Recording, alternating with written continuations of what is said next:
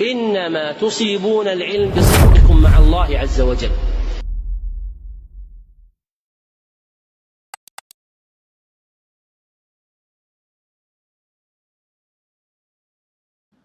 السلام عليكم ورحمة الله وبركاته. الحمد لله رب العالمين، وأشهد أن لا إله إلا الله وحده لا شريك له، وأشهد أن محمدا عبده ورسوله صلى الله عليه وعلى آله وصحبه الكرام. أما بعد. Nous poursuivons l'étude de la sourate Yusuf avec son explication et ses nombreuses leçons. Hier, nous sommes arrêtés sur la tentative de séduction de la maîtresse de maison.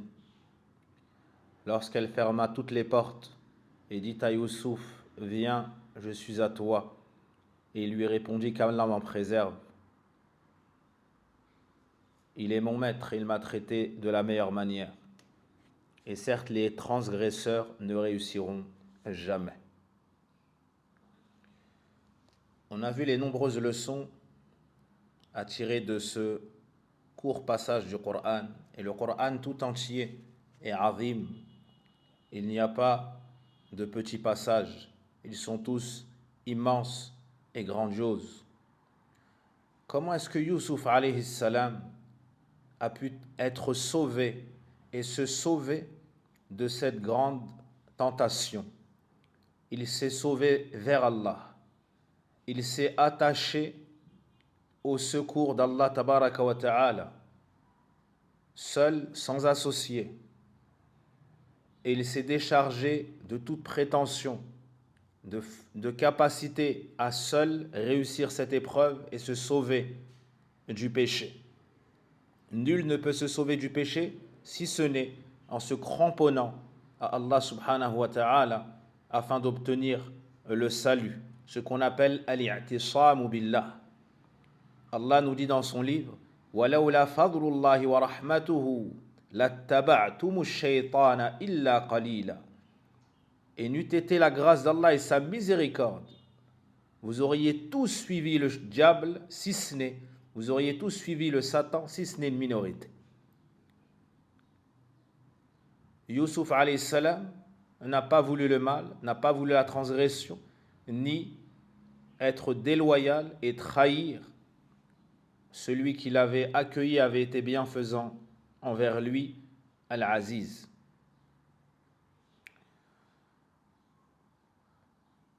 Et ici,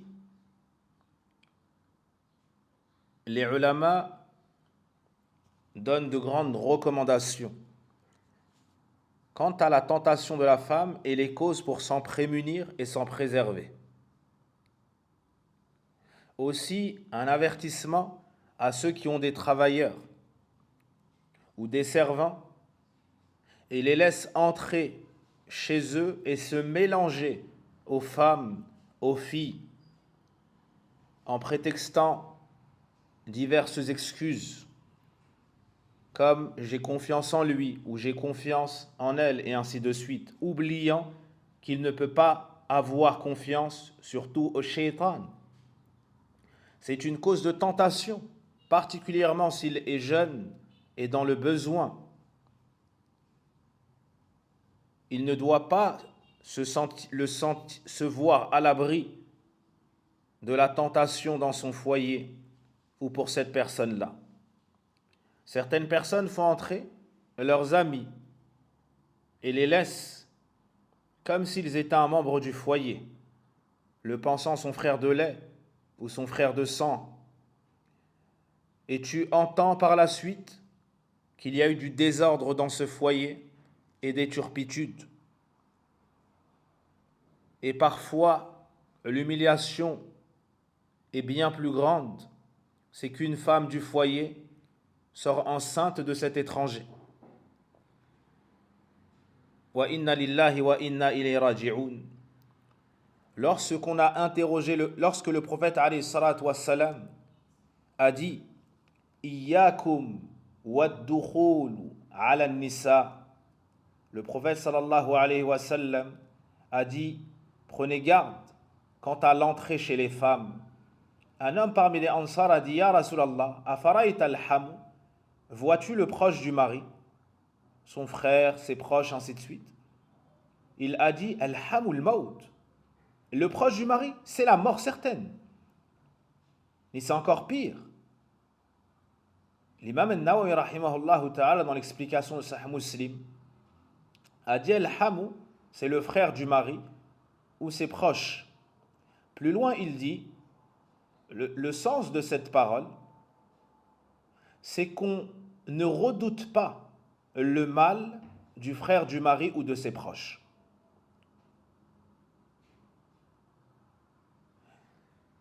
Alors que son mal est pire. Je reprends la parole. La dangerosité émanant du frère du mari, du proche du mari, est plus grande qu'un autre. Pourquoi? Parce que de lui, la tentation est plus grande. Et sa capacité à passer à l'action est plus grande, car il est en relation avec ses femmes. Et il peut se retrouver en privé avec ses femmes sans attirer l'attention, sans être blâmé, contrairement à un étranger. Voici à peu près le sens de la parole de l'imam al-Nawawi rahimahullah ta'ala. Et du comportement de l'épouse de l'Aziz, on voit la dangerosité de la maladie du cœur appelée al-ishq, l'amour passionnel. L'amour passionnel qui n'est retenu par aucune règne, aucune limite, qui ne peut être géré ni orienté. Ibn al-Qayyim rahimahullah ta'ala, dans son livre Al-Jawab al-Kafi, nous dit: Allah a informé de la passion de la femme d'Al-Aziz pour Youssouf et de ses tentatives de séduction et de ses ruses. Puis il a informé de l'état auquel Youssouf parvint grâce à son endurance, sa chasteté et sa piété. Or, l'épreuve à laquelle il fut confronté est de celle auquel nul ne peut résister si ce n'est celui qu'Allah soutient par l'endurance. La commission du péché dépend de la force de l'incitation et de l'absence d'obstacles. Or, ici, les causes incitatives étaient à leur paroxysme, et cela pour de nombreuses raisons. Puis il a énuméré les différentes causes incitatrices.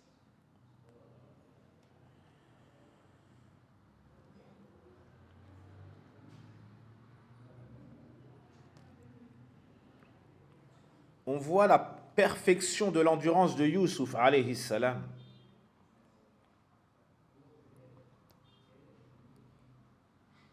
On voit l'importance de se sauver, de se diriger vers Allah subhanahu wa ta'ala lors de l'épreuve et de la tentation.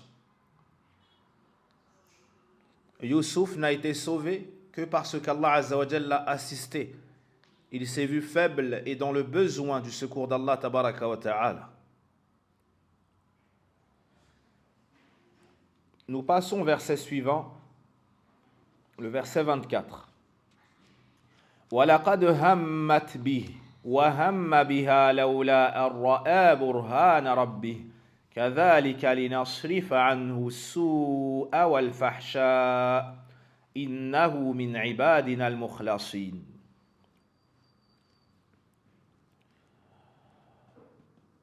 Elle le désira. Et il l'aurait désiré s'il n'avait pas vu une preuve manifeste de son Seigneur. On peut traduire aussi, et il l'a désiré. N'eût été sa vision de preuve manifeste de son Seigneur. Ainsi nous avons écarté de lui le mal et la turpitude, car il comptait parmi nos serviteurs élus. Dans une autre lecture, parmi nos serviteurs sincères. وَلَقَدْ هَمَّتْ بِهِ. Il s'agit de l'épouse de l'Aziz. Elle a désiré Youssouf alayhi salam. Mais ça n'a pas été un simple désir. C'est al-ham où il y a une détermination, où elle a fait toutes les causes. Et elle a réitéré sans cesse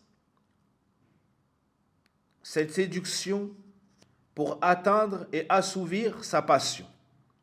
Le tout prémédité, le tout reposant sur un plan parfaitement organisé pour atteindre son mal,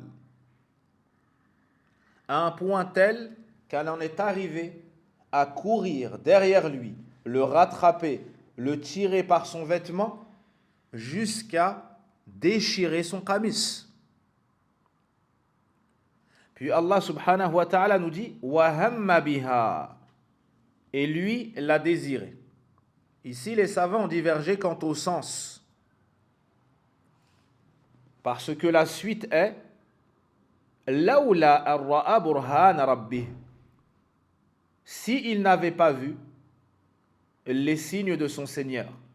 Donc on peut comprendre, il l'aurait désiré s'il n'avait pas vu les signes. Et on peut comprendre, il l'a désiré, cependant il a vu les signes de son Seigneur. Ainsi Allah a repoussé de lui le mal. Ainsi Allah a repoussé de lui le mal.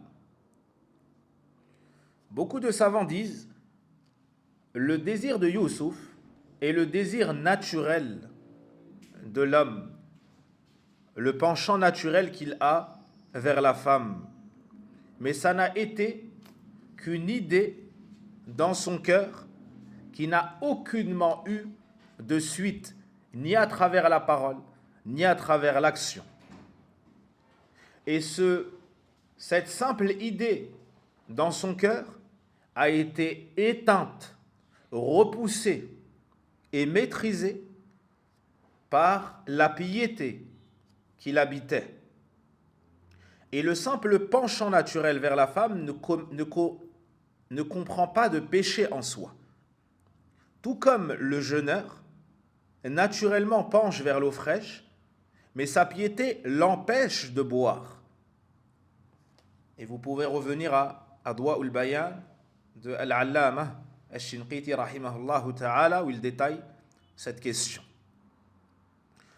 Aussi, il est important de mentionner ici le hadith du prophète sallallahu alayhi wa sallam lorsqu'il nous dit وَمَنْ هَمَّ بِسَيِّئَةٍ فَلَمْ يَعْمَلْهَا كُتِبَتْ لَهُ حَسَنَةً كَامِلَةً. Quiconque pense à faire un péché et ne le fait pas se voit inscrit une récompense complète. Se voit inscrit une récompense complète. C'est le hadith d'Abdullah ibn Abbas dans le Bukhari Muslim. Ajoutez à cela le hadith d'Abi Huraira dans le recueil de Bukhari Muslim aussi. Inna Allah azza wa jal tajawaza li ummati amma haddathat bihi anfusaha ma lam ta'mal aw tatakallam bih aw tatakallam bih. Allah azza wa jal ne tient pas rigueur à ma communauté sur les pensées du cœur, sur le récit qui reste dans le cœur, ni ce qu'on se dit dans notre cœur, tant qu'elle n'agit pas ou ne parle pas en conséquence. Donc on voit clairement que la simple pensée sur cela, le serviteur, on ne lui tient pas rigueur. Sur cela, le serviteur, on ne lui tient pas rigueur. Barakallahu fikum. Donc Youssouf alayhi salam est innocent du début à la fin et il n'est aucunement blâmable. Allah subhanahu wa ta'ala nous dit, s'il n'avait pas vu une preuve manifeste de son Seigneur, il s'agit de la foi, il s'agit de la science, il s'agit du rappel des conséquences de la turpitude. Lawla ar-ra'a burhan rabbih. Après cela, Allah subhanahu wa ta'ala nous dit Kadhalika linasrifa anhu as-su'. C'est ainsi que nous avons écarté de lui le mal. Wal fahsha et la turpitude. Le mal ici, ce sont les préliminaires. Ce sont les prémices du grand péché, à savoir la fornication. Et la turpitude ici, c'est la fornication. Allah subhanahu wa ta'ala a préservé Youssouf des prémices et de l'acte final, car il s'est réfugié auprès de lui. Car il s'est réfugié auprès de lui, sincèrement, et qu'il a détesté désobéir à son Seigneur avec véracité et avec vigueur.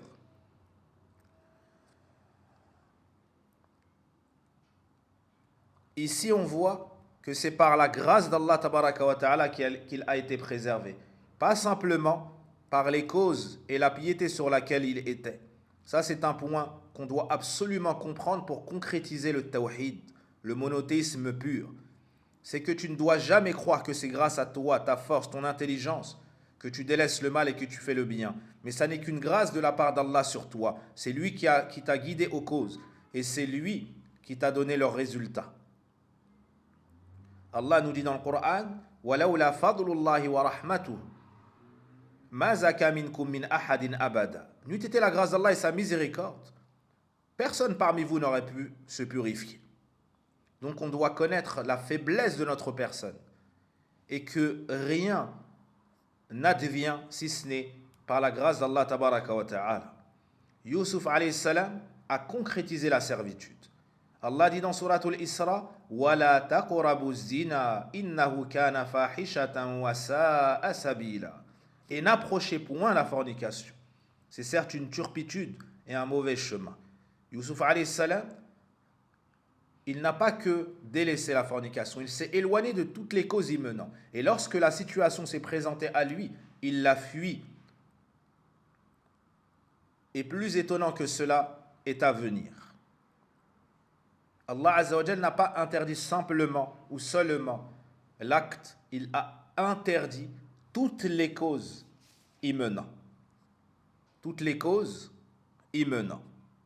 Et dans cela, il y a une réfutation à certains exégètes du Coran qui ont rapporté des paroles des livres anciens, souillant ainsi l'image de Youssouf alayhi salam et dégradant ses actions. Ibn Taymiyyah rahimahullah ta'ala a dit, cela n'a pas été rapporté, cela n'a pas été, on ne nous a pas informé de cela, ni Allah dans le Coran, ni le message dans la Sunna. Mais c'est pris d'un peuple qui est connu pour le mensonge sur les prophètes et leur animosité à leur égard. Puis Allah subhanahu wa ta'ala nous dit, innahu min ibadina al-mukhlasin. Il fait certes parmi de nos serviteurs élus. Mukhlasin, c'est élu. C'est-à-dire qu'Allah Azza wa Jalla l'a choisi pour lui, en faire un prophète, un messager. C'est une grâce d'Allah tabaraka wa ta'ala, qui est aussi le résultat, écoutez bien, de bonnes actions anciennes et passées. On l'a sauvé parce qu'il fait partie de serviteurs élus. On l'a sauvé car auparavant, naguère et jadis, il avait de bonnes œuvres. Il était pieux, il était dans la science et les bonnes œuvres. Et parmi la récompense qu'Allah accorde à celui qui fait le bien, c'est de lui permettre de faire le bien dans le futur et de s'éloigner du mal. Comme a dit le prophète alayhi salatu wassalam, ihfadillah yahfadk. Préserve Allah, il te préservera. Ihfadillah tajidhu tujahak. Préserve Allah, tu le trouveras toujours devant toi. Donc si toi tu crains Allah tabaraka wa ta'ala et te restreins à ses limites, à ne pas transgresser ses limites, tu te résous à ne pas dépasser les limites, eh bien sache qu'Allah Azza wa Jal te préservera dans ta personne, dans ta religion, dans ta famille, dans tes enfants, dans ta santé, dans tes biens. On voit aussi ici le mérite de la sincérité, parce que dans une autre lecture, innahu min ibadina al-mukhlisin, il fait partie de nos serviteurs sincères. Et comme a expliqué Ibn Jarir al-Tabari rahimahullah ta'ala, le grand exégète du Coran, il y a un lien, dans tous les cas, il y a un lien entre les deux. Et le diable lui-même a attesté que ce genre de serviteur, il ne peut pas les égarer. Il ne peut pas les égarer.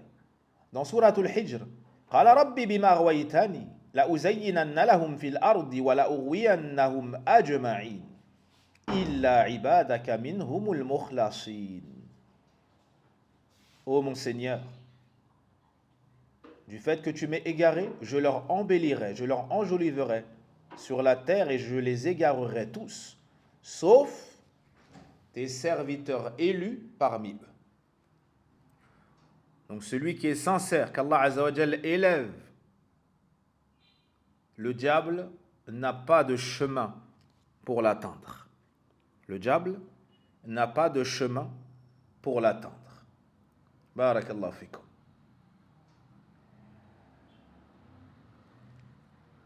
Est-ce que cette affaire s'arrête ainsi? Non. Youssouf alayhi salam a pris la fuite. Il s'est sauvé du haram. Il s'est sauvé du haram. Allah nous dit واستبق الباب وقدت قميصه من دبر وألفيا سيدها لدى الباب قالت ما جزاء من أراد بأهلك سوءا إلا أن يسجن أو عذاب أليم. Tous deux, c'est-à-dire l'épouse de l'Aziz et Youssouf, se précipitèrent vers la porte. Et elle déchira l'arrière de sa tunique. Ils trouvèrent son époux à la porte. Et elle s'écria, « Quelle autre punition pour celui qui a voulu abuser de ton épouse, sinon la prison ou un châtiment douloureux ?» Youssouf alayhi salam a couru vers la porte, souhaitant se sauver. Et l'épouse de l'Aziz également a couru vers la porte, mais avec une toute autre intention. Son but à elle était de le retenir et de le forcer à commettre l'acte, à un point tel qu'elle l'a attrapé. De dos, elle l'a tiré et cela a craqué, a déchiré son vêtement. Wa alfaya ay wajada. Le sens de alfaya, c'est trouver. Wajada. Sayyidaha ay zawjaha. Son maître à la porte, c'est-à-dire son époux. Oh, combien cette affaire est étonnante. Une motivation ardente pour fuir le péché et en face une motivation ardente pour contraindre l'homme à commettre le péché. Mais subhanallah, malgré la gravité de cette épreuve, on voit encore de la douceur d'Allah Azza wa Jal et de la facilité pour son serviteur. Du fait que le qamis ait été déchiré par l'arrière et non par devant. Et c'est ce qui permettra d'exposer le mensonge de la femme de l'Aziz lorsqu'elle l'accusera. Lorsqu'elle l'accusera. Barakallahu fikum. قالت ما جزاء من أراد بأهلك سوءا إلا يسجن وعذاب أليم. Elle s'est empressée de citer et de restreindre la punition. Quelle sera la rétribution? Quelle sera la punition de celui qui aura tenté d'abuser de ton épouse? Si ce n'est l'emprisonner ou un châtiment terrible.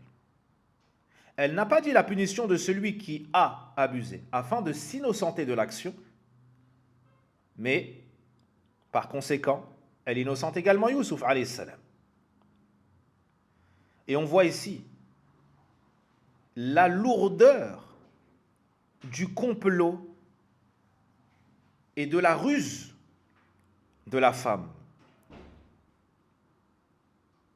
Malgré son haut rang, c'est l'épouse de l'Aziz. Elle a du pouvoir.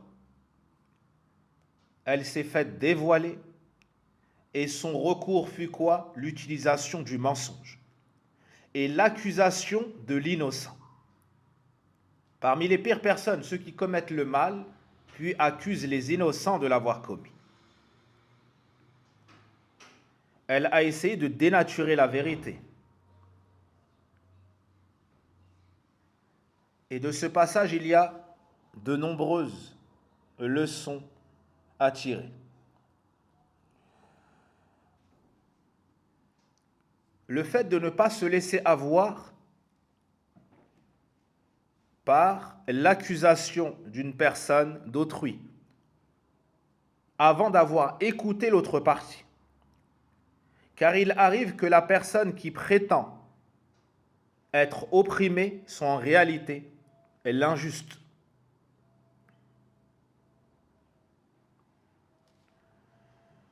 Ne voyez-vous pas que le shaitan pousse les gens au péché et à la fin il dit Inni bari'un mink, inni akhafullah.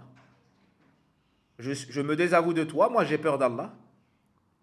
Le shaitan pousse le serviteur à faire le péché, à la fin il lui dit je n'ai rien à voir avec toi. Moi je t'ai invité, c'est toi qui m'as suivi. J'avais pas de pouvoir sur toi. Et il en est de même pour les criminels et pour les pécheurs qui s'incitent mutuellement. Le jour de la résurrection, ils vont tous s'accuser les uns les autres et se disputer. Et un jour, dans l'assise d'un juge connu pour son intelligence, probablement Iyas, rahimahullah ta'ala, il y avait des personnes. C'est alors qu'une femme est entrée, comme on pourrait dire dans la cour, au tribunal, en pleurant, pour se plaindre. Alors celui qui était avec le juge a dit, celle-ci est forcément opprimée. C'est sûr qu'elle a raison. Il lui a dit, attention, rappelle-toi que les frères de Youssouf sont venus en pleurant. C'est-à-dire, c'est pas parce que tu vois une personne pleurer, crier et ainsi de suite qu'elle est forcément opprimée et que la personne en face coupable. Il faut prendre les preuves, les indices. Barakallahu fikum. Aussi, dans ce genre de situation, peu sont ceux qui auraient contrôlé leur personne et n'auraient pas transgressé. Certains auraient pu immédiatement insulter, frapper et même assassiner. Ainsi, il y a une éducation même pour les parents. Lorsqu'un enfant vient en pleurant, il m'a fait ça, elle m'a fait ceci, il m'a fait cela. Il ne faut pas se presser à se mettre en colère sur l'autre, particulièrement parce que c'est le plus petit, ainsi de suite. Il faut appeler l'accusé et il faut demander l'un devant l'autre que s'est-il passé. Écouter la version de chacun, puis orienter et trancher. Quant au fait de juger avant d'écouter, c'est souvent nocif.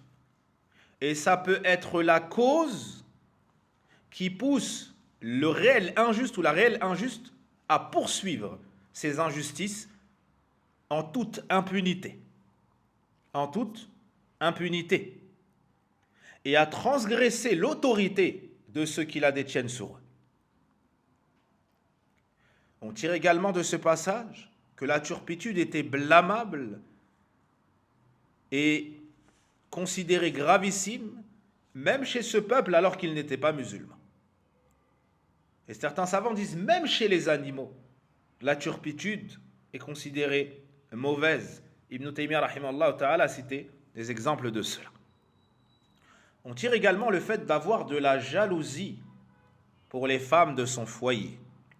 Ce qui apparaît de manière manifeste, c'est que Al-Aziz n'avait pas de jalousie, ou avait très peu, une infime jalousie pour les femmes de son foyer, si ce n'est aucune. Et cela est une cause connue qui pousse la femme vers le laxisme dans les mœurs et dans la préservation de son honneur et de celle de son foyer. Sauf celle à qui Allah fait miséricorde, même si elle n'est pas sous un époux, eh bien, elle se préserve, elle craint Allah tabaraka wa ta'ala, de par la piété qui habite son cœur et le fait de ressentir la surveillance de celui qui est meilleur qu'un époux, Allah le Seigneur de l'univers.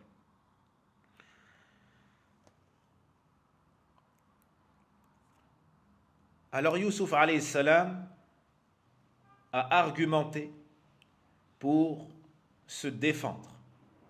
Youssouf alayhi salam n'a pas laissé cette accusation sans rien dire, en disant de toute façon je sais que je suis innocent et ce genre de paroles. Non, ce qu'il convient de faire lorsque tu as accusé faussement et injustement, c'est de t'innocenter et de parler, puis d'attendre le secours de la part d'Allah subhanahu wa ta'ala. Barakallahu fikum. Donc elle se hâta de mentir et prétendit que la tentative de séduction venait de Youssouf. Elle a dit: quelle est la sanction de celui qui a voulu du mal à ta famille? Au final, ça sera soit la prison, soit le châtiment douloureux. Et cela nous rappelle l'adage Darabani wa baka, sabaqani fashtaka. Il m'a frappé, plus s'est mis à pleurer. Il m'a devancé pour aller se plaindre. Subhanallah. Ô combien sont-ils, ô combien sont-elles? Cette histoire nous rappelle un hadith azim dans lequel le prophète alayhi salatu wassalam a dit: Sab'atun yudhilluhumullahu yawma al-qiyamati fi dhilli, yawma la dhilla illa dhilluh. Cette catégorie de personnes seront sous l'ombre, Allah les plongera sous l'ombre ou sous son ombre le jour de la résurrection. Le jour où il n'y aura pas d'autre ombre si ce n'est la sienne. Certains savants ont dit l'ombre du trône, d'autres ont dit une ombre qu'Allah Azza wa Jal va créer. Quoi qu'il en soit, ils seront sous l'ombre le jour où le soleil sera approché proche des têtes. Un dirigeant équitable, un jeune qui a grandi dans l'adoration d'Allah, un homme qui a évoqué Allah en aparté ou seul au point où ses larmes ont coulé, un homme dont le cœur est rattaché à la mosquée, deux hommes qui se sont aimés pour Allah. Et écoutez bien, et un homme qui a été invité, c'est-à-dire au péché, par une femme ayant un haut rang et une grande beauté, mais il a répondu: Inni akhafullah, j'ai certes peur d'Allah. Et un homme qui a fait une aumône si sincère, il l'a caché, que sa main gauche n'a pas su ce que sa main droite a fait.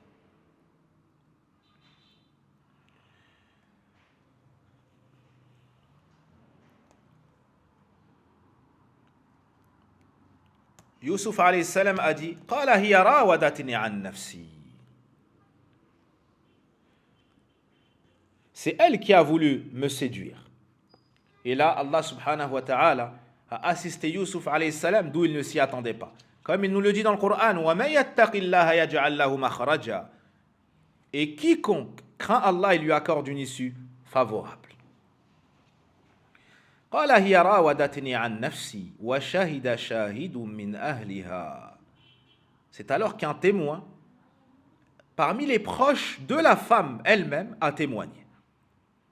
إن كان قميصه قد من قبل فصدقت وهو من الكاذبين وإن كان قميصه قد من دبر فكذبت وهو من الصادقين.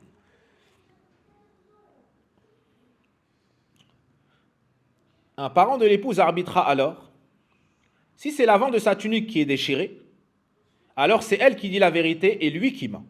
Mais si c'est l'arrière de sa tunique qui est déchiré, alors c'est elle qui ment et lui qui dit la vérité. Dans cette situation, on ne peut pas juger car il n'y a pas encore d'indice. Il se peut que c'est lui qui dise la vérité, il se peut que ce soit elle. Alors il faut absolument des indices et des preuves. Allah Azza wa Jal lui a alors facilité non seulement des signes, mais aussi une personne qui allait témoigner. Et de surcroît, une personne issue de la famille de l'accusatrice. Et ça, c'est une chose étonnante, car en général, la personne ne souhaite pas témoigner en défaveur de son proche ou de la personne qu'elle aime. C'est plus le fanatisme qui prime chez beaucoup de gens.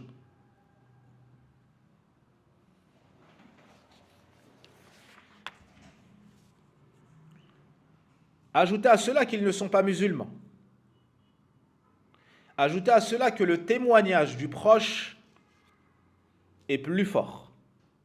Tout cela fait partie de la facilité et de la douceur qu'Allah Azza wa Jal a accordée à Youssouf alayhi salam pour le disculper.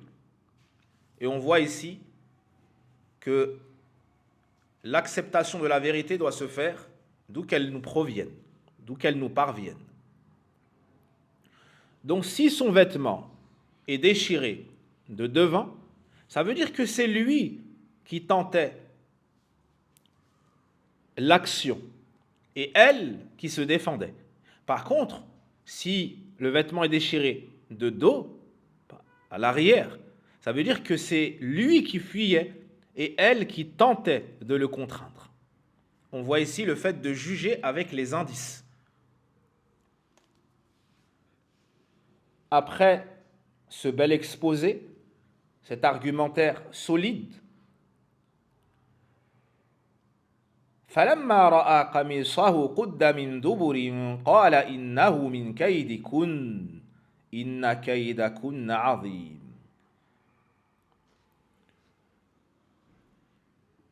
Suite à cette argumentation, qu'a répondu l'époux El-Aziz? Lorsque l'époux vit l'arrière de la tunique déchirée, il dit: c'est bien une de vos intrigues. Vos intrigues sont vraiment terribles. C'est une de vos manigances. Vos intrigues, vous les femmes, sont vraiment terribles. L'époux a alors reconnu la vérité. Mais est-ce qu'il a agi en conséquence? Il a su que Youssouf alayhi salam était véridique. Il a su son innocence et qu'elle avait menti. Mais quelle fut sa réponse? Quel fut son agissement? Il n'a pas reçu l'assistance d'Allah Azza wa Jal. Il n'a pas eu l'éducation du Coran, de la Sunna. Il a simplement dit: Youssouf a'rid an hadha wastaghfiri li dhanbiki innaki kunti min al-khati'in. Youssouf, détourne-toi de cela. Et toi, c'est-à-dire son épouse, implore le pardon pour ton péché car tu es fautive. Subhanallah. Malgré la grandeur de cette situation,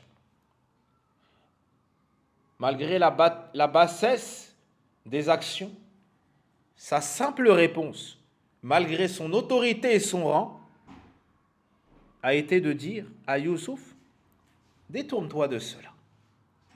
C'est-à-dire, ne parle plus de cela, oublie-le et ne le mentionne à personne, pour couvrir son épouse et sauver leur honneur. Tu t'étonnes du peu de jalousie de cet homme, malgré la gravité des actions qui ont été faites, avec la preuve devant ses yeux et en public, ou devant témoins. Mais il n'a prononcé que 2 paroles.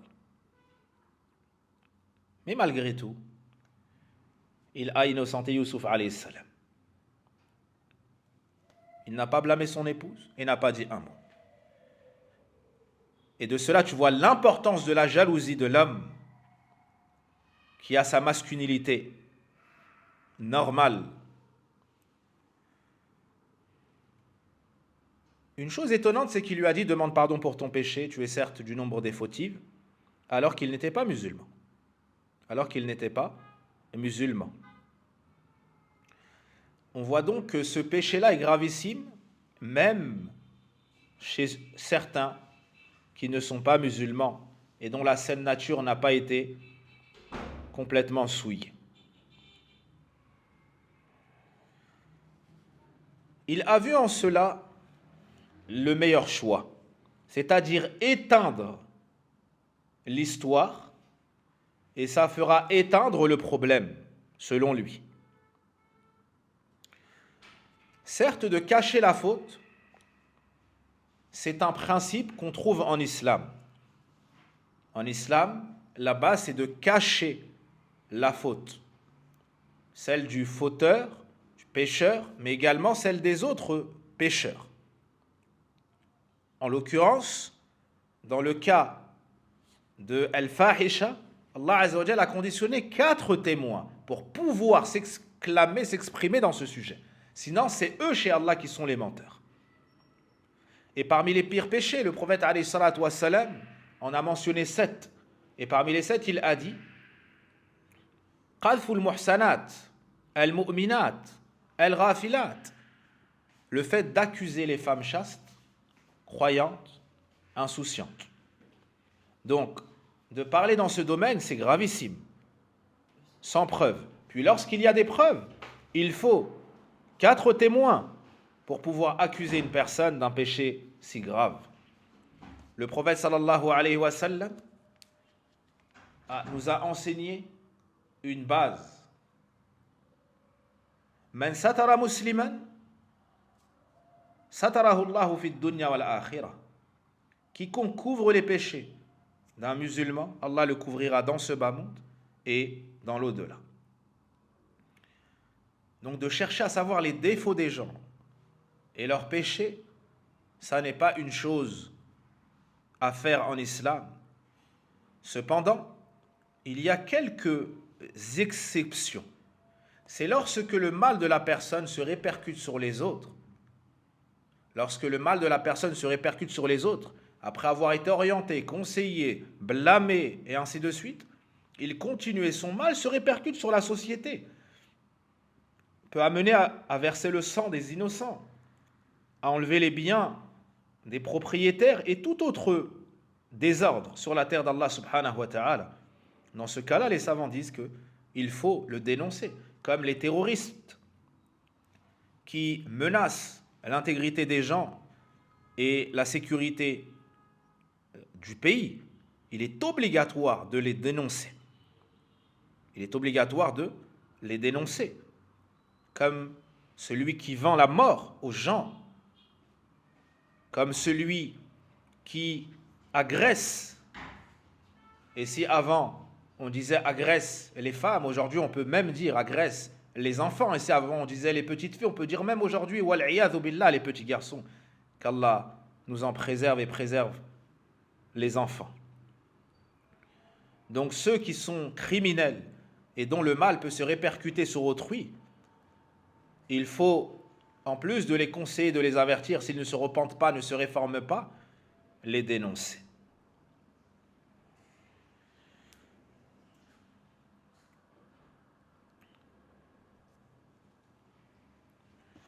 On voit ici la dangerosité de suivre les pas du diable, car c'est passer d'une vision à une pensée, à une action, à une tentative d'agression. Wal'iyadhu billah. Allah subhanahu wa ta'ala nous dit dans son livre: Ya ayyuhalladhina amanu, la tattabi'u khutuwati ash-shaytan, wa man yattabi' khutuwati ash-shaytan fa innahu ya'muru bil fahsha'i wal munkar, wa lawla fadlullahi alaykum wa rahmatuhu ma zaka minkum min ahadin abada, walakin Allah yuzakki man yasha wa huwa sami'un alim. Ô vous qui avez cru, ne suivez pas les pas du diable. Car certes, celui qui suit les pas du diable, il ne fait qu'inviter à la turpitude et au blâmable. Et n'eût été la grâce d'Allah sur vous et sa miséricorde, nul parmi vous n'aurait pu être purifié, jamais. Mais Allah purifie qui il veut, et c'est lui, ou plutôt Wallahu sami'un alim, Allah est audient et savant.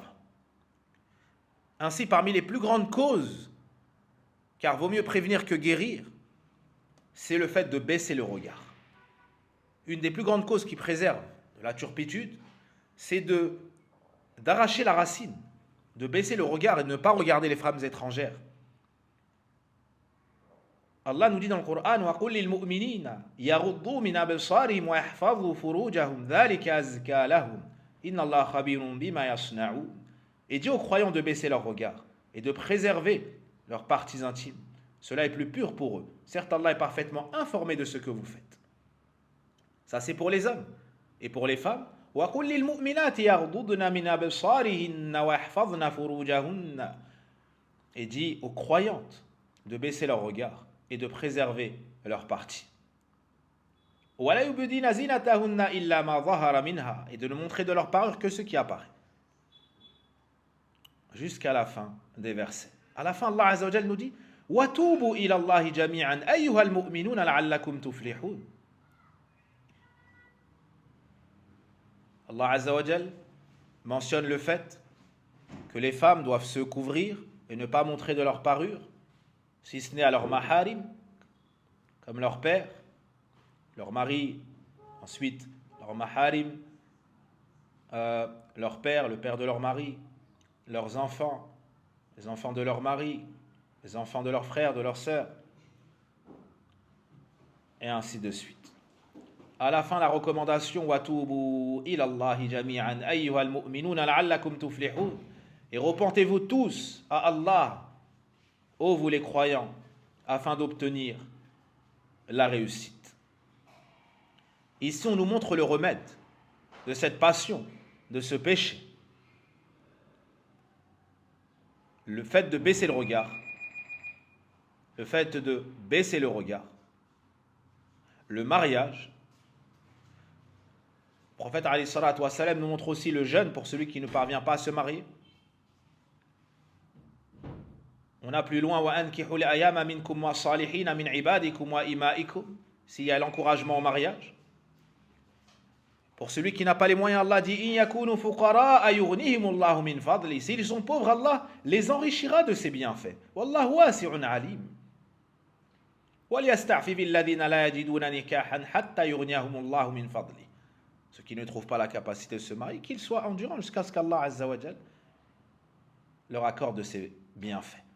Le prophète alayhi salatu wa salam a dit Man istata'a minkum al-bata falyatazawwaj. En s'adressant aux jeunes, celui qui parmi vous a la capacité, qu'il se marie. Fa innahu aghaddu lil-basar wa ahsanu lil-farj. Ça sera plus proche qu'il baisse le regard et préserve sa partie intime. Wa man lam yastati' fa alayhi bis-sawm fa innahu lahu wija'. Et celui qui ne peut pas, qu'il jeûne, ça sera pour lui un rempart, un bouclier. C'est le hadith d'Abdullah ibn Saoud dans Al-Bukhari et Muslim. L'islam, c'est une religion de monothéisme et de mansuétude. Et il ne vient pas à l'encontre du désir naturel, mais il oriente à celui qui a un besoin à l'assouvir dans les moyens permis et légiférés. Et l'islam vient répondre à toute problématique. À toute problématique et tout désir, il y a le remède dans le Coran, il y a le remède dans la sunna du prophète alayhi salatu wa salam. Et si cela était le cas dans une période où il n'y avait pas tous ces moyens de communication, les smartphones, les écrans et ainsi de suite, et où avant la personne n'avait que un téléphone fixe dans le salon et lorsqu'il parlait, il parlait en public, que dire alors de cette époque où chaque personne a un smartphone dans le foyer, même les petits garçons et les petites filles. Subhanallah, les jeunes écoliers désormais ont des smartphones. Quelle est l'excuse? Oui, mais tout le monde en a. Allahu Akbar. Préserve ton enfant et éloigne-le des causes du mal. En quelques clics, il peut voir le désordre dans le monde. En quelques clics, tu peux perdre un enfant que tu as mis au monde. En quelques clics, tu peux faire descendre ton enfant dans des ténèbres abyssales qu'Allah Azza wa Jal nous préserve et les préserve. Le mal désormais rentre chez nous. Il n'y a plus la nécessité d'aller le chercher à l'extérieur. Il rentre dans les foyers avec tous ces moyens de communication. Et une des plus grandes causes, et je le répète, c'est le fait que l'homme n'ait pas sa masculinité. Le fait que l'homme n'ait pas de jalousie pour les femmes de son foyer, qu'il ne les considère pas, qu'il ne les voit pas comme des joyaux, qu'il ne les voit pas comme des perles précieuses et comme un trésor qu'il faut préserver avec jalousie, avec miséricorde, avec rigueur. Est-ce ainsi qu'étaient les compagnons? Subhanallah. Az-Zubayr ibn al-Awwam radiyallahu anhu, un des 10 premiers au paradis. Son épouse était une des meilleures femmes, la fille de Abu Bakr, Asma radiyallahu anha, la sœur de Aïcha radiyallahu anha. Elle dit que Az-Zubayr radiyallahu anhu l'a épousée alors que sa situation n'était pas aisée. Subhanallah, les meilleurs gens au monde, après les prophètes et les messagers. Az-Zubayr m'a épousé alors qu'il ne possédait sur terre ni bien, ni servant, ni quoi que ce soit, si ce n'est un chameau pour l'irrigation et son cheval. Je nourrissais donc son cheval, j'allais puiser l'eau. Écoutez comment était cette femme, radiallahu anha. Je nourrissais donc son cheval. C'est qui? C'est la fille d'Abou Bakr, le meilleur des hommes au monde après les prophètes et messagers. Je nourrissais donc son cheval, j'allais puiser de l'eau, je raccommodais son seau, je pétrissais la pâte. Et je ne savais pas bien faire le pain. Ce sont donc mes voisines parmi les Ansar qui faisaient le pain pour moi, et c'étaient des femmes sincères. Je transportais des noyaux de dattes depuis la terre qu'Allah avait attribuée à Zubayr, par l'intermédiaire du message d'Allah sallallahu alayhi wa sallam. Et elle se trouvait environ 2/3 de farsakh de chez moi. Elle devait aller à pied, elle devait aller avec les bêtes, elle devait travailler, elle se déplaçait, elle portait tout cela sur sa tête ou dans ses bras. Un jour, je poursuis. Un jour, je revenais avec les noyaux sur la tête. Vous voyez, sur la tête. Lorsque je rencontrais le message d'Allah sallallahu alayhi wa sallam accompagné d'un groupe d'Ansar, il m'appela afin de me faire monter derrière lui, sur la monture. Il l'a vu dans la difficulté, il a voulu l'alléger. Et cela est permis au message d'Allah sallallahu alayhi wa sallam, il n'y a pas de fitna. Il l'a appelé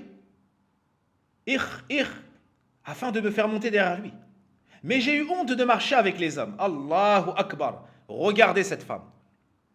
C'est le message d'Allah sallallahu alayhi wa sallam qui l'appelle.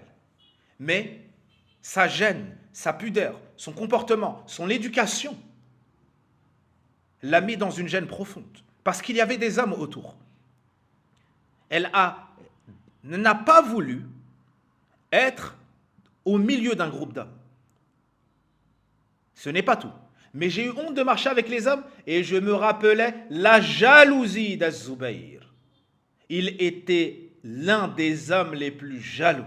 Voici la partie témoin du hadith. L'un des hommes les plus jaloux. Ça a été une cause. Qu'elle s'éloigne même de ce qui est permis pour préserver le cœur de son époux.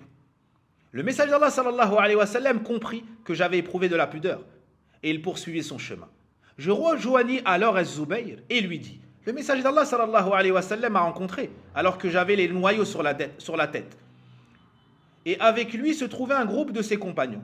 Il fit agenouiller sa monture pour que je monte. Mais j'ai eu honte de lui et je me suis rappelé ta jalousie. Je me suis rappelé quoi? Ta jalousie. Ça, c'est une grande cause pour la préservation de la femme. Qu'elle sache de son homme, qu'elle sache de son époux que c'est un homme avec toute sa masculinité et que pour lui, elle est un trésor. Il répondit: par Allah, le fait que tu transportes les noyaux est plus pénible pour moi que le fait que tu montes avec lui, sallallahu alayhi wa sallam. Allahu Akbar. Regardez la réponse. Regardez la réponse. Il lui donne de l'importance, il lui donne de la valeur. Les difficultés qu'elle subit lui pèsent lourd. C'est ainsi que doit être la femme, mais c'est aussi ainsi que doit être l'homme envers son épouse. Tout ce dans quoi il peut l'alléger, qu'il le fasse. Il répondit: par Allah, le fait que tu transportes les noyaux les plus pénibles pour moi est plus pénible pour moi que le fait que tu montes avec lui. Donc il n'a pas dit qu'il n'est pas jaloux. Par la suite, Allah Azza wa Jalla lui a accordé la délivrance. Abu Bakr lui a envoyé un servant qui s'occupa à sa place de la gestion du cheval. Et ce fut comme s'il m'avait affranchi. Allahu Akbar. Donc c'est un magnifique récit de Asma, une fille, Allahu Akbar, une femme. Je ne trouve pas son descriptif. Mais les mots me manquent pour donner son descriptif. Lorsqu'on sait qu'elle a vécu très longtemps, et lorsqu'on sait qu'elle a enfanté Abdullah ibn Zubayr, Mus'ab ibn Zubayr, et peut-être d'autres qui sont devenus des grands hommes, des grands hommes de la communauté, et elle a été la pieuse, radiallahu anha. Le prophète alayhi salatu wa salam nous dit: Inna Allah yaghar wa ghayratullahi ayati al-mu'minu ma harram Allah. Le prophète alayhi salatu wa salam a dit: Allah a de la jalousie, et sa jalousie consiste à ce que le croyant commette ce qu'il lui a interdit. Allah yaghar. La jalousie d'Allah, c'est quand le croyant commet ce qu'Allah lui a interdit.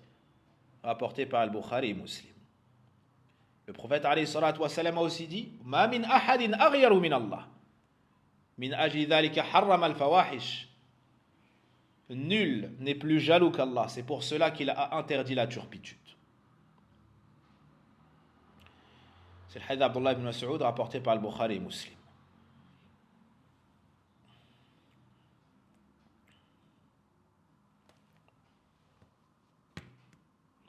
Il y a beaucoup à dire sur ce passage. La hawla wa la quwwata illa billah. Par la suite, Allah nous dit وقال نسوة في المدينة امرأة العزيز تراود فتاها عن نفسه قد شغفها حبا إنا لنراها في ضلال مبين. Et les femmes en ville dirent l'épouse du grand intendant essaye de séduire son valet. Il l'a vraiment rendue folle amoureuse. Elle est pour nous dans un égarement manifeste. L'information de la tentative de l'épouse Al-Aziz envers son serviteur Youssouf s'est propagée jusqu'à atteindre les foyers des femmes de la ville. Alors elles ont commencé à parler de cela et on dit comment est-ce qu'elle peut pencher vers lui alors que c'est une femme de haut rang, c'est l'épouse de l'Aziz et lui ça n'est que son servant. Qad sharafa hubba, vraiment l'amour qu'elle lui porte s'est emparé des profondeurs de son cœur. Ça, c'est une chose blâmable. Elles ont donc dit, on la voit vraiment dans un égarement évident. Ça, elle est tombée de nos yeux. Mais en réalité, ce qui n'apparaît n'est pas le tout de l'action. Elles ont dit ces paroles et c'est un stratagème de femmes. C'est un stratagème de ces femmes. Le but de ces paroles, savez-vous c'était quoi? Le but de ces paroles, c'est que ça arrive à l'oreille de la femme de l'Aziz et qu'elle se dise « Ah bon, vous parlez sur moi parce que vous n'avez pas vu Youssouf. » C'est ça leur but, c'est de voir Youssouf, de voir celui qui a réussi à faire perdre la raison sans action de sa part à la femme de l'Aziz. Leur but, c'est de toucher dans son ego la femme de l'Aziz pour qu'elle leur montre Youssouf alayhi salam. Ainsi, elle se dédouanera de la bassesse dans laquelle elle est tombée à leurs yeux.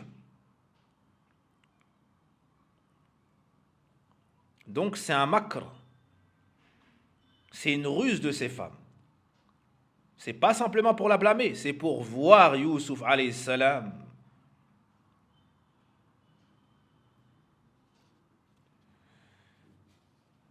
Donc, cette action-là est blâmable, même chez ces femmes qui ne sont pas musulmanes. Donc la fitra, une partie de la fitra peut être préservée.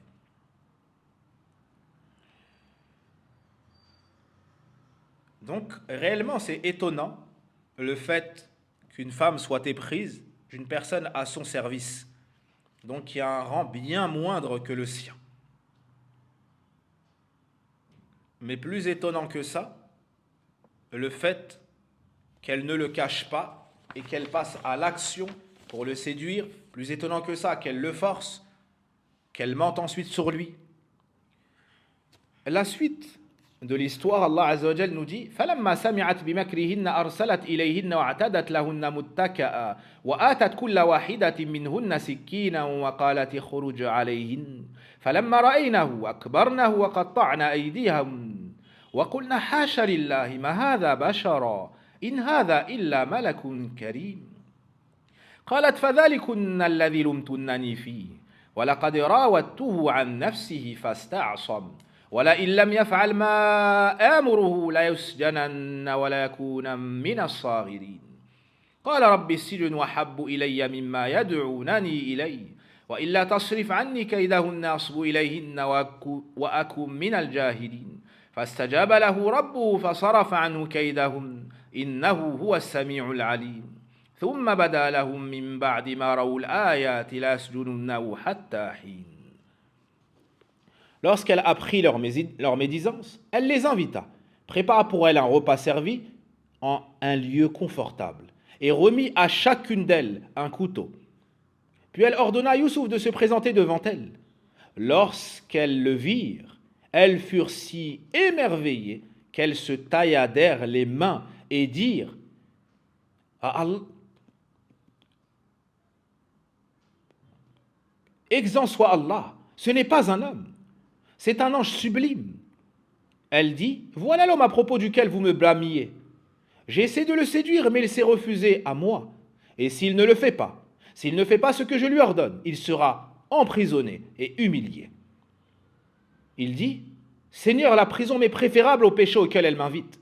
Et si tu n'écartes pas de moi leur manigance, je pencherai vers elle. Je pencherai vers elle et agirai à la manière des ignorants. Son Seigneur l'exauça et écarta de lui leur manigance, car il est celui qui entend et sait. Ce passage est des plus étonnants.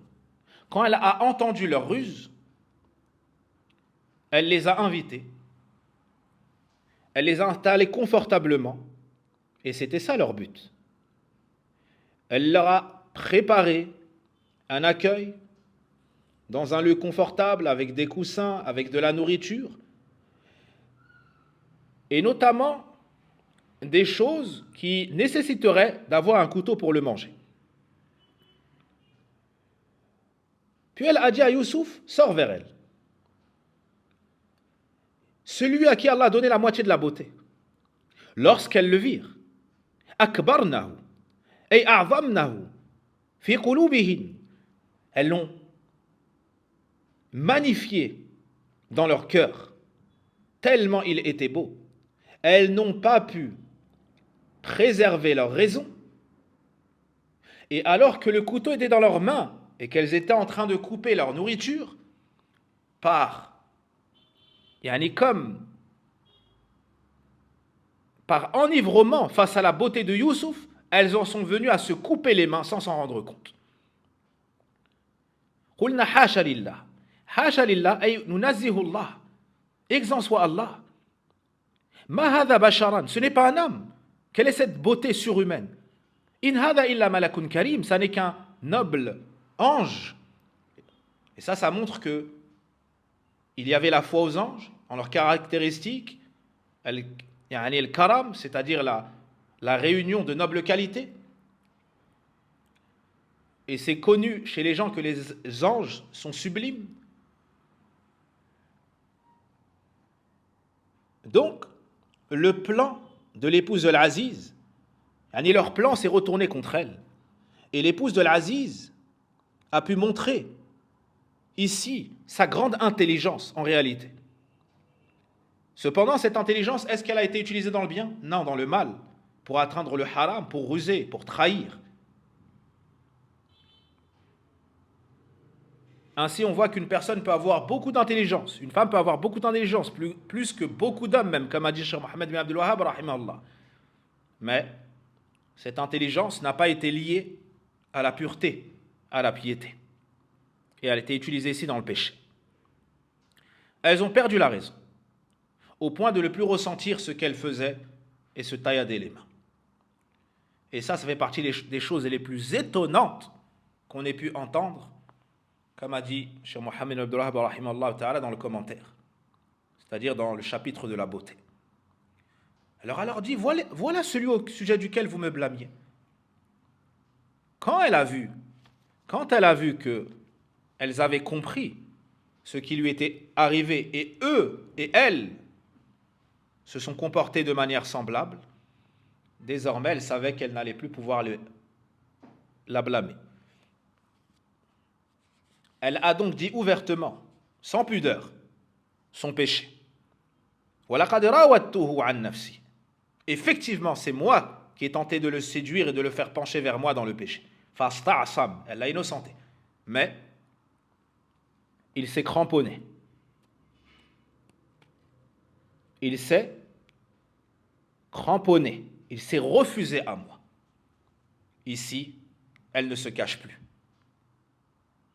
Youssouf alayhi salam n'a fait qu'augmenter sa piété et sa manifestation. Après qu'elles eurent vu de sa beauté extérieure, elles ont su sa beauté intérieure, par la crainte d'Allah Azza wa Jal, sa connaissance d'Allah Tabaraka wa Ta'ala, sa chasteté. Mais elle l'aimait tellement qu'elle ne se cachait même plus. Et plus il se refusait, plus elle le désirait et tentait de comploter pour arriver à ses fins. Il y a deux beautés. La plupart des gens sont concentrés sur la première, la beauté extérieure. Il y a aussi une beauté intérieure et la plupart des gens ne se soucient pas du cœur. Le musulman doit chercher les deux. Inna Allah jamilun yuhibbul jamal. Allah est beau, il aime la beauté. Et il ne faut pas oublier la purification du cœur, la plus grande des beautés. Ensuite, elle l'a menacé. Elle ne pouvait plus patienter. S'il n'obéit pas à ce que je souhaite de lui, il sera assurément emprisonné. Regardez toutes les figures de style qui sont utilisées et les particules qui sont utilisées pour appuyer cela. Ça montre son désir. Et sera humilié. Ça, c'est une grande épreuve qui a touché Youssouf alayhi salam. Et à notre époque, on a énormément besoin de ce rappel. Pour nos personnes et pour éduquer les générations à venir afin qu'elles soient préservées. Il faut éduquer l'enfant à la connaissance de cette histoire. Pour qu'il soit connaisseur des manigances, des stratagèmes, des ruses du sexe opposé, et aussi qu'il médite comment est-ce que Youssouf alayhi salam a pu s'en sortir.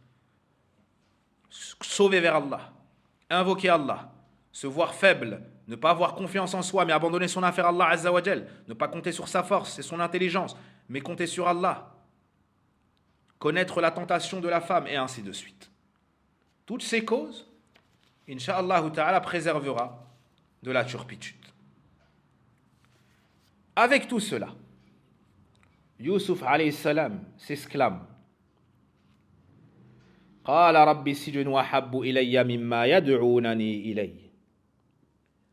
Seigneur, la prison m'est préférable au péché auquel elle m'invite. Subhanallah. Sa piété a atteint ce niveau. Il dit qu'il préfère entrer en prison dans ce bas monde plutôt qu'entrer en prison dans l'au-delà. Et il n'a pas dit à ce à quoi elle m'appelle, mais à ce à quoi il m'appelle, c'est-à-dire le groupe de femmes et ceux qui ont aidé cette femme. Désormais, ça n'est plus la tentation de l'épouse de l'Aziz. Désormais, c'est la tentation d'un groupe de femmes éprises de lui. C'est comme si elle lui avait suggéré d'obéir à cette femme, d'obéir à celle qui commande. Et Youssouf alayhi salam a fait dua, même si en apparence c'est une information, en réalité c'est une invocation. Il préfère la souffrance de ce bas monde.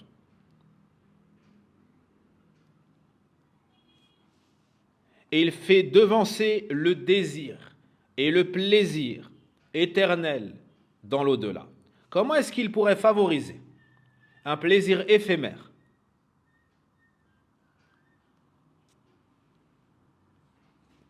qui durera que un temps, mais qui pourra lui valoir un châtiment douloureux dans ce bas monde et dans l'au-delà.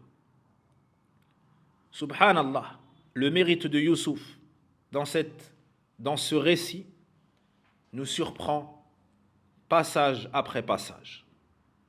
Il a choisi la prison à la femme dans le haram, malgré toutes les causes incitatrices.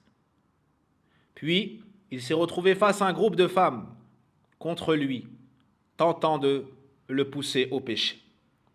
Et peut-être qu'elle a eu de l'aide de certains hommes, parce que ça a été mentionné ici au masculin.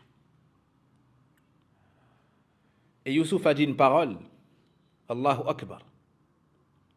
Et si tu n'écartes pas de moi leur manigance, je pencherai vers elles à la manière des ignorants. Il a préféré le désir éternel dans l'au-delà, jamais ininterrompu, au paradis, au péché dans ce bas monde pour obtenir un plaisir éphémère qui sera suivi de regrets et de tourments et de feu dans le cœur.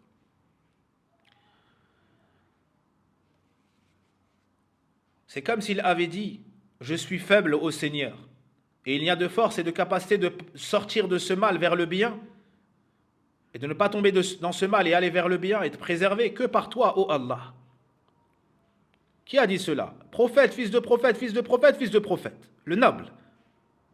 Dans ce moment où la tentation est à son point culminant, nul ne pouvait le sauver si ce n'est Allah Azza wa Jal. Il a dit à voix haute sa faiblesse et son besoin. Et ça fait partie des preuves du tawhid. C'est un prophète, fils de prophète. Ses ancêtres sont des prophètes et malgré ça, il n'a pu faire aucun bien pour lui-même si ce n'est avec l'aide d'Allah. Et le miracle arriva. Son Seigneur l'exauça et écarta de lui leur manigance. Allah lui a répondu. Il a invoqué Allah par son nom, Rabb, le Seigneur. Allah lui a répondu par Rabb. Fastajaba lahu Rabbuhu. Son Seigneur lui a répondu. Tout comme lui il avait dit, ô Seigneur. Allah a répondu. Son Seigneur lui a répondu. Allahu Akbar. Celui qui invoque Allah, Allah Azza wa Jalla lui répond toujours. Il lui a répondu directement. Et il a repoussé de lui leur manigance. Elles ne cessèrent de tout faire pour le corrompre. Mais lui s'est cramponné à Allah Azza wa Jal, a abandonné son affaire à Allah, l'a supplié, subhanahu wa ta'ala. Et Allah n'abandonne jamais celui qui l'invoque. C'est le lieu de refuge pour les croyants. Allah subhanahu wa ta'ala nous enseigne, quelle que soit la perfection de l'homme, il doit toujours se sauver vers Allah Azza wa Jal pour ne pas tomber dans la faute. Car seul Allah Azza wa Jal le sauve et lui accorde le salut. On voit aussi que lorsqu'il y a une tentation, quelle qu'elle soit, il faut immédiatement invoquer Allah et se sauver vers lui et demander son aide et sa protection. On voit que Youssouf avait une grande connaissance de son Seigneur et une grande connaissance de l'âme humaine. On voit ici l'importance de dua. Et comment ce verset est conclu? Akum min al-jahilin. Je serai, si tu ne me sauves pas d'elle, je serai du nombre des ignorants. Parce que celui qui choisit ce bas monde pour un plaisir éphémère, en sacrifiant un plaisir éternel dans l'au-delà et en encourant la menace, il se comporte à la manière des ignorants, de ceux qui ont un manque de raison. Allah Azza wa Jalla lui a répondu et il l'a sauvé. La fin de l'autre verset, Innahu huwa as-sami'ul alim. C'est lui qui entend, c'est-à-dire l'invocation de son serviteur. Al-alim, c'est lui qui sait, c'est lui qui connaît le contenu des cœurs et l'intention sincère de Youssouf alayhi salam. Et la faiblesse du fils de Adam, il a besoin qu'on le complète, qu'on soit doux envers lui, qu'on le sauve. Comme a dit le prophète alayhi salatu wa salam, Ud'u Allah wa antum muqinuna bil ijabah. Invoquez Allah en ayant la certitude dans sa réponse. Wa'alamu anna Allah la yastajibu du'a'a min qalbin ghafilin lah. Allah n'accepte pas l'invocation de celui ou d'un cœur qui est insouciant, qui est distrait. Rapporté par At-Tirmidhi. Donc on se dirige vers Allah sincèrement, demande Allah en mentionnant ses noms, Ya Rab, surtout la Seigneurie, avec ses noms, avec ses attributs, avec un cœur sincère, véridique, en montrant qu'on est pauvre. On répète, on supplie Allah, c'est-à-dire on répète, Ya Rab. Ainsi on espère qu'Allah Azza wa Jal nous sauve de toute fitna. Malgré ça, leur décision finale, puis bien qu'ils aient constaté l'épreuve, c'est-à-dire de son innocence, il leur parut bon de l'emprisonner pour un temps. Subhanallah. Al-Aziz, l'époux, son épouse, leurs proches, après consultation, leur volonté commune, emprisonnons Youssouf pour éteindre ce problème. Thumma bada ay zahara. C'est ça qui leur est apparu comme bonne et sage décision. Après qu'ils aient vu les preuves, les signes, c'est-à-dire les preuves explicites de l'innocence de Youssouf alayhi salam. Malgré ça, comment éteindre ce problème en emprisonnant Youssouf? Parce que si la personne n'est plus présente, eh bien le souci ne le sera plus. C'est ainsi qu'ils ont réfléchi, ou mal réfléchi.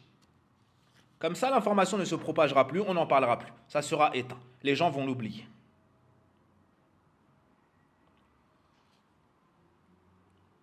En faisant cela, ils pourront même lui mettre sur le dos l'accusation de la volonté du péché. C'est ce que a déjà tenté de faire l'épouse de l'Aziz. Et subhanallah, le manque de jalousie et de perspicacité et de détermination de l'Aziz, la hawla wa la quwwata illa billah. Il voit l'épreuve, il sait, et pourtant il emprisonne Youssouf, en pensant que c'est ainsi qu'il règle le problème. Certains faibles, ne réussissant pas à régler le problème de la racine et du tronc, ils vont s'en prendre aux fruits. Ils vont s'en prendre aux fruits. Comme il ne peut pas régler le problème chez lui, alors il va nuire à l'extérieur. Ça, c'est le comportement de celui qui est faible et ne veut pas affronter les problèmes. Mais cette ruse n'a pas porté ses fruits. Au contraire, Allah Azza wa Jal, dans le futur, fera apparaître l'innocence de Youssouf par des gens plus haut placés. Car l'opprimé, Allah le secourt tôt ou tard. Et celui qui craint Allah et endure, Allah Azza wa Jal l'élève toujours. Et on verra plus tard que c'est le roi lui-même qui fera sortir Youssouf alayhi salam de prison, mais il refusera. Il dira d'abord qu'il voudra être innocenté, demander aux femmes qui ont coupé leurs mains ce qui s'est réellement passé. Et il sortira élevé, honoré, et il prendra la place de Aziz ou Misr et sera promu au plus haut rang, un des plus hauts rangs du pays. Et certes, avec la difficulté vient la facilité. Certes, avec la difficulté vient la facilité. Suite à l'interprétation du rêve qu'il fera pour le roi, il va être élevé. Cependant, il resta en prison de nombreuses années. Et cela nous donne une très grande leçon. C'est que de connaître la vérité, de voir les preuves devant soi, ne suffit pas à suivre la vérité. Tant qu'Allah subhanahu wa ta'ala, celui qui guide les cœurs, ne guide pas son serviteur. Al-Aziz a tout vu, les gens ont tout vu, et pourtant, ils l'ont mis en prison. Ça ne suffit pas de connaître la vérité pour la suivre. C'est Allah Azza wa Jal qui aide. C'est Allah qui assiste. C'est pour cela qu'il faut s'éloigner de toutes les causes qui empêchent de suivre la vérité. L'orgueil, le fanatisme, le racisme, la jalousie, l'envie, le fait d'aimer être sous les projecteurs, l'avidité, le fait de préférer ce bas monde, et ainsi de suite. Chaque jour, on dit au moins 17 fois Ihdina as-sirata al-mustaqim, sirata alladhina an'amta alayhim, ghayril maghdubi alayhim waladdallin.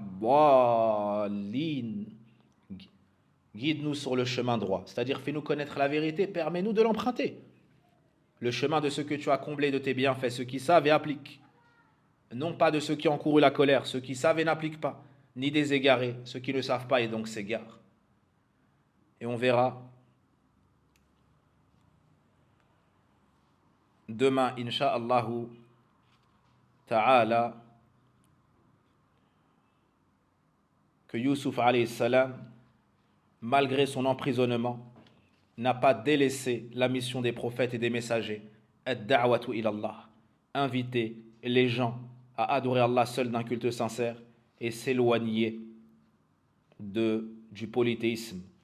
Wallahu a'lam wa salillahumma wa barik ala nabiyyina Muhammadin wa ala alihi wa sahbihi ajma'in. Allahumma ighfir lana dhunubana wa kaffir 'anna sayyiatina wa tawaffana ma'al abrar. ربنا آتنا في الدنيا حسنة وفي الآخرة حسنة وقنا عذاب النار يا حي يا قيوم برحمتك نستغيث أصلح لنا شأننا كله ولا تكلنا إلى أنفسنا طرفة عين يا رب يا رب يا رب نجنا من فتنة الدنيا ما ظهر منها وما بطن والسلام عليكم ورحمة الله وبركاته. إنما تصيبون العلم بصدقكم مع الله عز وجل.